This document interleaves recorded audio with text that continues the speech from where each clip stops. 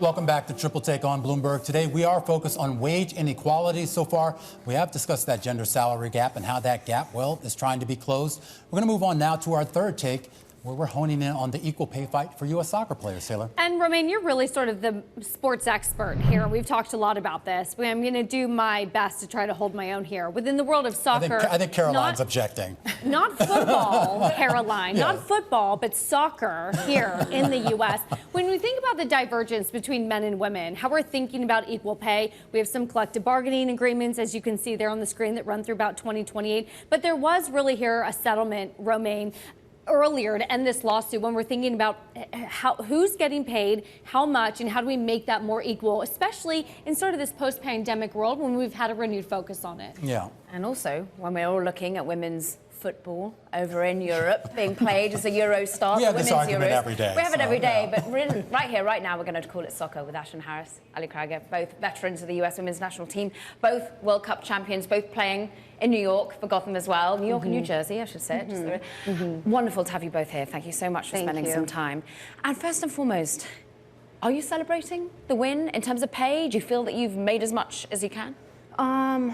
I am saying I wish it would have happened a long time ago where I could get a little bit of the benefits of it, but you know, that's what we do. We're fighting for the next generation of female soccer players in our country who, at this point, my 36-year-old self has to figure out what my next career is. I have to start all over.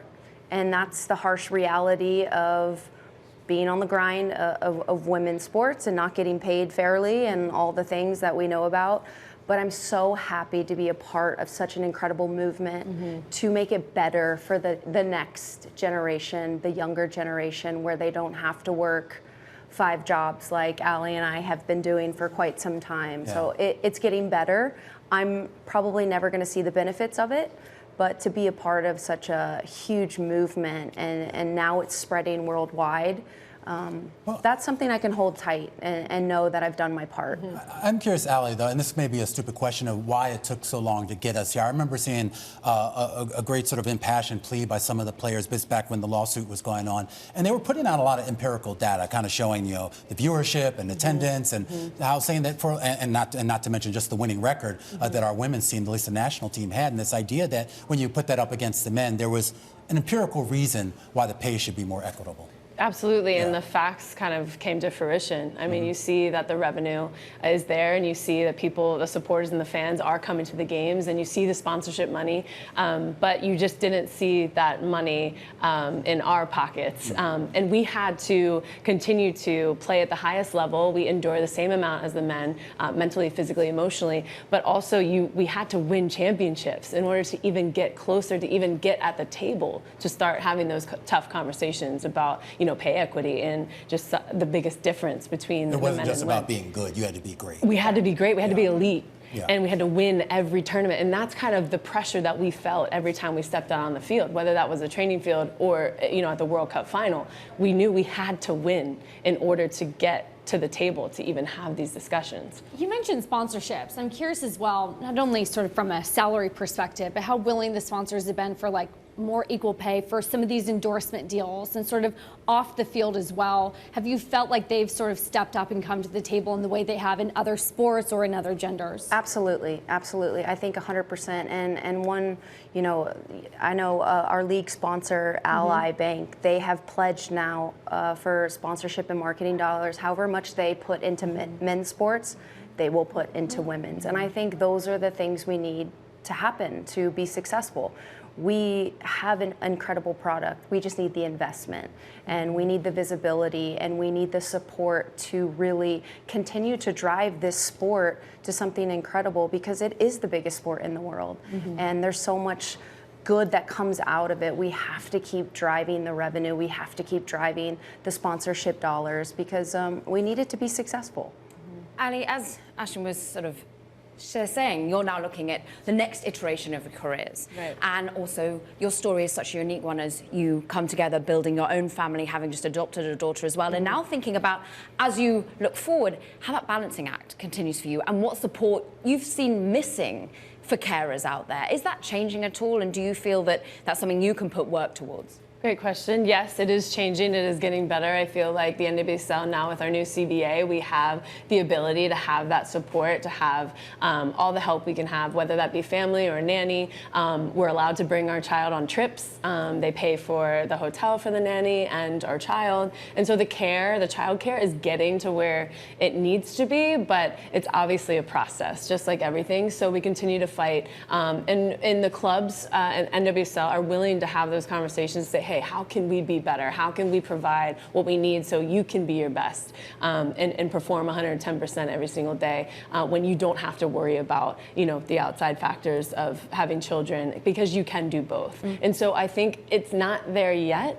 We're making progress, and I think we're seeing that now. We're kind of leading the way after Sydney Leroux and Alex Morgan, and there's, I think, 15 moms now in the league. And so there is a need for childcare, and there is a need to have that support from the clubs, the NWSL, and then U.S. Soccer as well. What about from some of the sponsorships? So, I mean, we know there's been some friction from time to time between sponsors and certain athletes, not necessarily in soccer, but we saw that with the last Olympics. And, if a woman gets pregnant, what's their responsibility to that sponsorship? What responsibility does that sponsor have to her to stick by her? Yeah, and that's the thing, that was a really difficult time for a lot of women in our position. We just didn't even want to flirt with those type of conversations because we were always scared to get backlash and to be cut. Oh, we'll just find someone who's not pregnant, who doesn't have a kid. And these are the real conversations, and this really happens.